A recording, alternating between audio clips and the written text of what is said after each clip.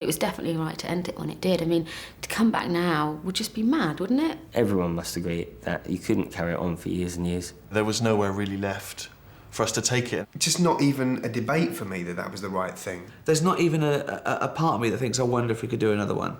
We just mustn't.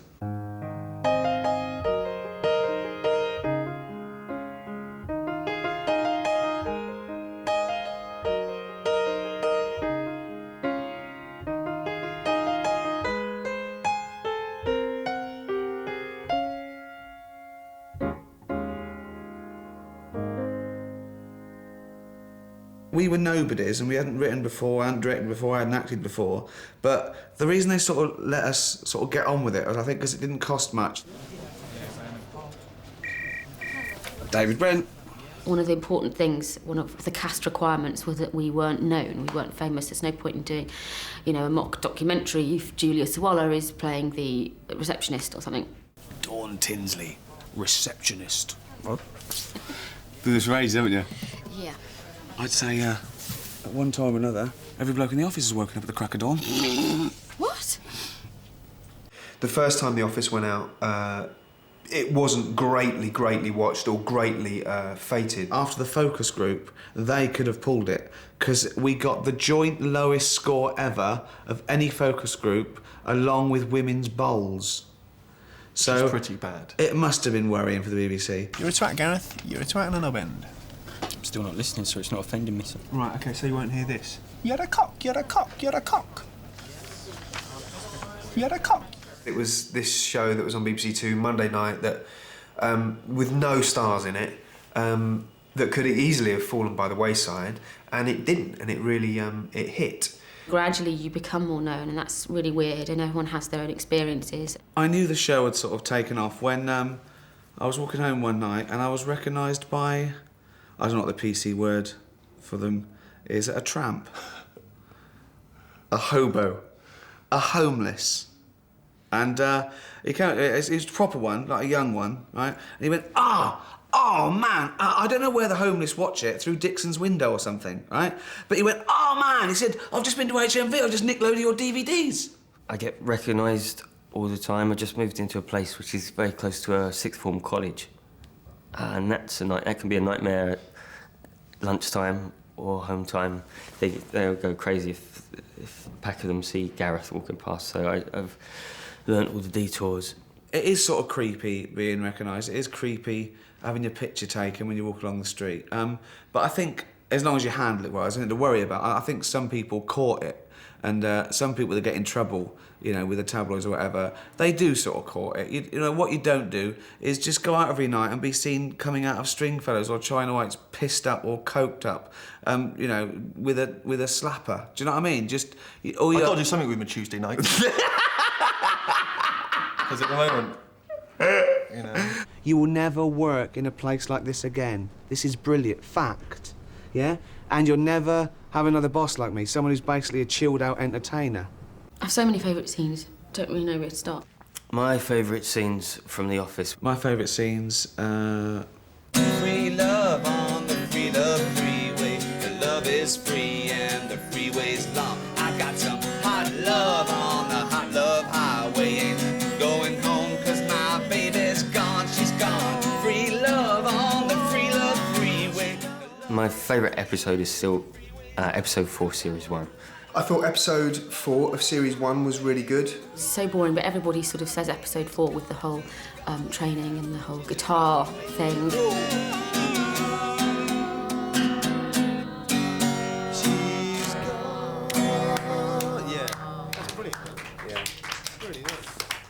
My favourite scene from that episode is probably the scene where I come in and declare that my fantasy would be... 2 lesbians, probably. Sisters. I'm just watching. It makes me cringe and laugh. OK, Tim, do you have one? Yeah, I never thought I'd say this, but can I hear more from Gareth, please? I like the comic relief episode a lot. I thought that was funny. I'll tell you what I love. What? That crazy dance you do. It's just been shown so many times. I'm almost... Please. Well, please. No, I'm well, don't mention it then, or I will... It is just Steve, well, don't mention it then. Just please never do it. I never want Cut.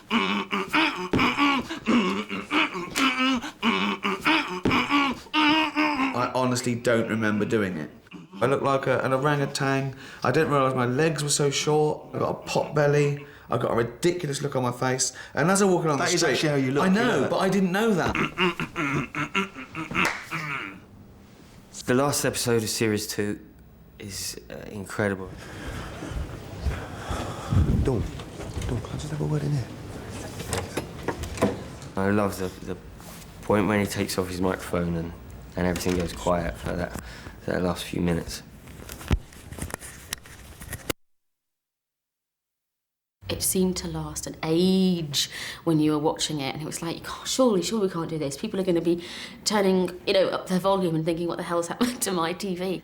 Everyone since then has said to me, what did you and Martin say to each other in that room? And it's so weird because suddenly when someone asked me, it felt private. That's really ridiculous. Why would it feel private? But it really did. And I was just like, oh, you know what? I'm just going to keep that to myself. But that's really stupid. Why would I want to keep it to myself? It's acting. If you want the rainbow, you've got to put up with the rain.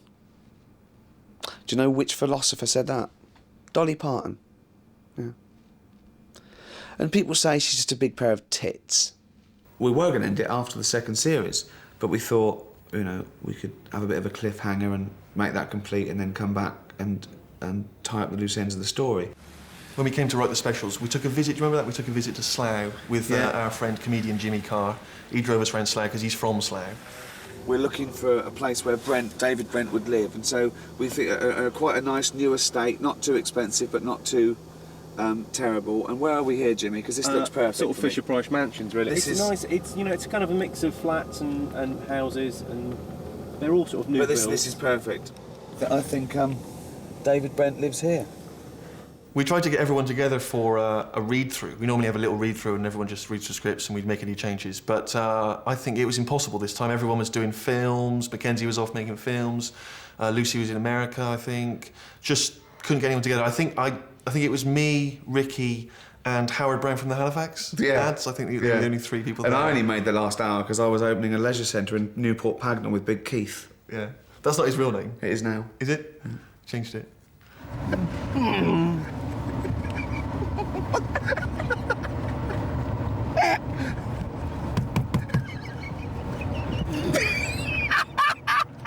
Two series, two Christmas specials, never paid attention. I used to say, it's different on every other shoot. If you make a film, anything like that, you can't muck around, it's all film in the camera. Yeah, I'll do what I want.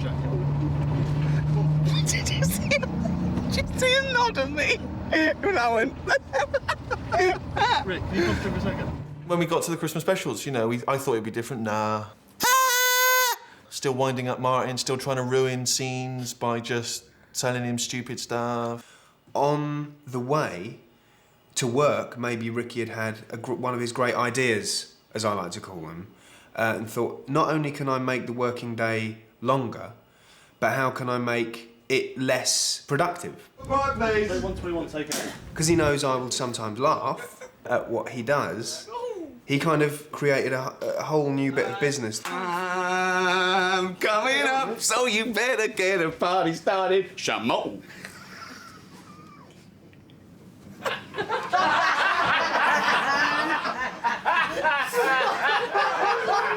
He can't stop a scene. He can't stop a take. He has to go with it. And if he laughs, it's his fault. So it was not only Chamon, there was also Timber.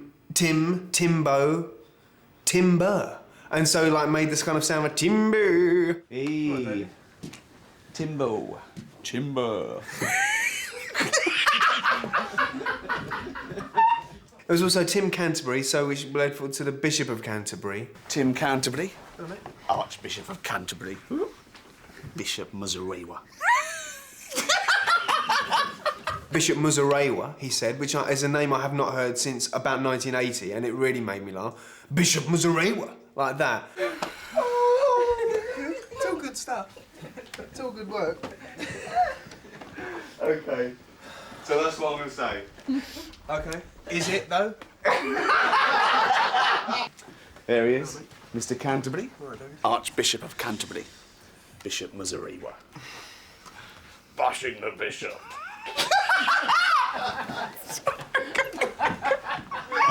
I know exactly why he did that. It's because he wanted to see me, the more professional and experienced of the two actors, fumble. 39, take 10.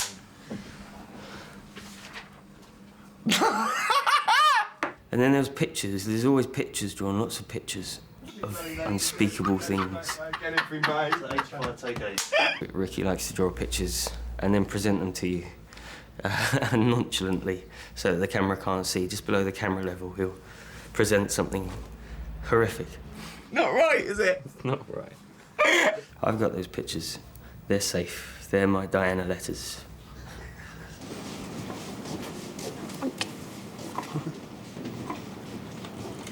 From the start, I know that everybody had quite liked to think of a romantic ending. I think a lot of people initially thought that David Brent was the focus of the show, but really for us, I think it was always the Tim and Dawn love story, and their sort of storyline was kind of the heart of the show. I've just heard you were leaving. Blimey. Say it isn't so. Because it's around fast. It's true. Yeah. Were you going to tell me, or...? God, yeah. Steve Merchant had rung me and said, I think we've shot ourselves in the foot a bit by sending Dawn and Lee off to Florida because now we've got to get her back. The cost of living out of here is so cheap. You can live on a pittance. In fact, our situation here is almost as good as it was in Slough, isn't it? Definitely. It just suddenly struck us that if a documentary crew is making a documentary, they can invite people back. What if we were able to arrange for you to go back? There's a million reasons we can't go. So. What do you mean arranging? Well, if we were able to take care of everything, would you want to go back? Yeah, of course. Let's talk about it first. Was that a genuine offer? Documentaries do that all the time. People think they don't interfere, but of course they do. Yeah. You know. I was always worried about, it's funny, interfering, that watching wildlife documentaries. When I was growing up, I was thinking, they'd go, there's the lion. He's seen the young antelope, right? And I was thinking, if I was watching that, I'd go, run! There's a fucking lion! And they never did. And I hated it when the lion got there and ate this little creature in front of everybody. And I said to my mum, why didn't they stop it? And my mum said, well, you can't interfere with nature. And I thought, I'd like to see the lion turn on David Attenborough. And what they do then, the crew would go, sorry, Dave, I've got, he's eating the old bollocks. So it's okay to be ripped apart of your little impala, but if you're award-winning David Attenborough, they get the lion off you. One law for the Attenborough, one for the little impala. A new Dawn. She looks a bit... a younger model, though. I'm not a model. Not as bright as Dawn, I think. When I first got the scripts for the specials, I was just like, yeah, let's see what happens. I didn't know anything that was going to happen. And I decided to take it to my little local coffee shop and read it, and it was a joy. And then as soon as the bit came where Dawn was getting out the car to come back to Wernham Hogg to see everybody for the first time, I just had these tingles up my spine. Hello. No, Lee? No, he's at his mum's. It was like, oh my God, what's going to happen? And that's mad, because actually reading something doesn't normally make me have that reaction. And then I cried. So, this has been nice. It has. Good night, innit?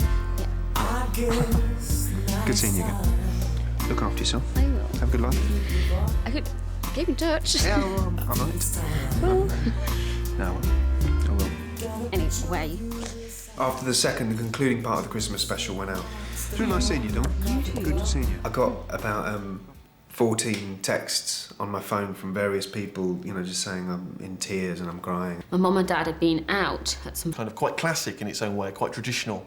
Yeah, like sort of Shakespeare or something. Like Shakespeare? Yeah. Yeah, I love it. Just like Shakespeare. What Shakespeare are you thinking of? Because I know you're a big fan. I do like Shakespeare. Yeah, you're a big fan. Don't be fooled by this image. I love all the Shakespeare stuff. Yeah, what sort of... And what do you... Well, like Romeo and Juliet. That is what I thought Tim and Dawn, Romeo and Juliet. Yeah, in what way? Huh? You've read Romeo and Juliet. Are you familiar with that? Yeah, I've seen it. I've seen it. And yeah. What happens in Romeo and Juliet? Lots of stuff. All the they meet and they sort of fall in love. Mm-hmm. But because it's olden days, they all dressed differently. And then after they meet, it's about 2 hours of all Shakespeare stuff. Mm-hmm. I can't understand what they're saying because it's all gobbledygook, but it doesn't matter in that because love is blind and deaf, so it doesn't matter what you... Right. And then I think she plays hard to get for a little while. She's on the balcony high up and he's going, why are you up there? She's going, well, come up if you want some. And she lets her hair down and he climbs up and... They're straight to it. Ways. And then I think a journalist wrote that the weather broke, and I really liked that phrase, that out of everything that happened, it was like, oh my God, suddenly, without being completely over the top, Brent had some hope in his life. He told Finchy to fuck off, which is probably the best moment for me. That is probably the only scene where I got a little bit of an adrenaline rush, just saying it. Just saying, cool. Nothing definitive, he just went to Finch, fuck off. Yeah, that was great, I really enjoyed doing that. Well, I am beginning to wonder if your heart is really in this job. Dawn, you shouldn't be behind there. You don't work here anymore. Look at the boss. Look at him. Look at his little boss face. At the end of the Christmas specials, there was no particular closure for Gareth, where there was for Brent and for Dawn and Tim. But I think that's absolutely right. I think about what Gareth could be doing now, and the fact is he'd be at Wernham Hogg in much the same position as he always was. And I think, look at it again in 10 years' time, he'd still be pretty much the same position. I think that Dawn and Tim will just naturally have moved in together, and that won't be a thing where it's like, let's spend 18 months together and decide about this. I think he would still be there, but maybe a bit happier. It'd be nice to go, yeah, no, she's got a man, and now she's like a famous illustrator, but let's face it, it's Slough, and it's the real world, and I think that probably she still will be doing receptionist, but she'll be dead happy. Wrong. Well, that's a bit ungracious. Well, they've got no idea. Why do actors go, oh, I think they'd be doing this. I'll tell you what they'd be doing, whatever I fucking write. Learn the lines. That's a bit ungracious, though. Everyone's allowed to think where they might be in the future. Don't try and worm your way in onto writing. You're actors. You're hired hands. Now, you know what this is about. Obviously, you've seen the picture, of David on the computer. I saw it. Yeah, and we've all had a bit of a laugh about it, haven't we? It's funny. Yeah. There's a time when the joking has to stop, though. People ask me if I'm worried about escaping the shadow of the office, and is Gareth my Rodney Trotter? I had a dream the other night that I went on to do my own studio-based sitcom, Gareth, Keenan Investigates, where he opens a private investigation agency, a studio-based canned laughter. And this sitcom was so poorly received that it ended up with the original series being stripped of its BAFTAs. It's hard to escape the part of Dawn. I think you have to be a little bit careful with your choices. I'm not going to play a receptionist for a while. The happiness about being involved in it, I think, outweighs the worry about escaping the shadow. If people are still shouting Tim at me when I'm 55, I will kind of understand it, but I will sort of as well wonder why I haven't done something else that makes them not shout Tim at me. Do you know what I mean? There are a lot worse things to be shouted at me, do you know what I mean? There are a lot worse. Most of them were shouted at me during the filming of the show. If I'm always associated with Gareth Keenan, then that's not a bad thing to be associated with. So what becomes of you, my love, when they have finally stripped you of the handbags and the glad rags that your granddad's had to sweat so you could buy?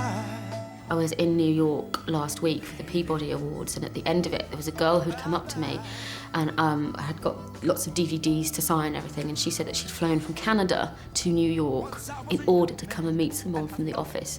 And that made me just take a step back and go, oh my God, that is mad. I don't know that I'll do anything that has that kind of impact in that kind of way again. Where can you go from there? I don't know. We sort of predicted that we'd be pleased with it. But no, you could never dream of the success. There is a kind of fondness knowing that we were all part of the same gang, in a job well done. Sing a song of sixpence for your sake and take a bottle full of rye.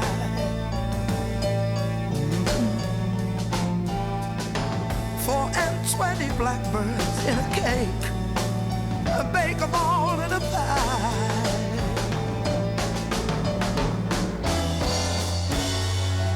They told me you missed school today, throw away. The handbags and the glad rags, that sugar and that tan, the sweat to you goodbye.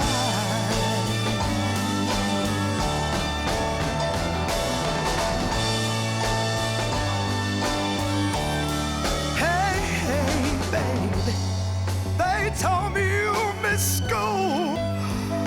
Baby, bye-bye. Oh, bye-bye.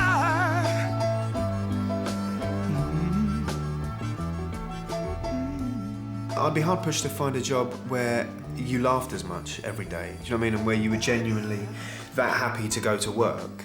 I can't see a situation where we'd all be back together as one team working together, and yeah, that's sad. That's sort of the end of an era. And I'm just sorry that we won't work together again. It's pretty sad. Get over it. Harsh. We're not going to work together again. Next. It's tough. Where you going? Huh? Is that it then, is it? Yeah, got a sauna.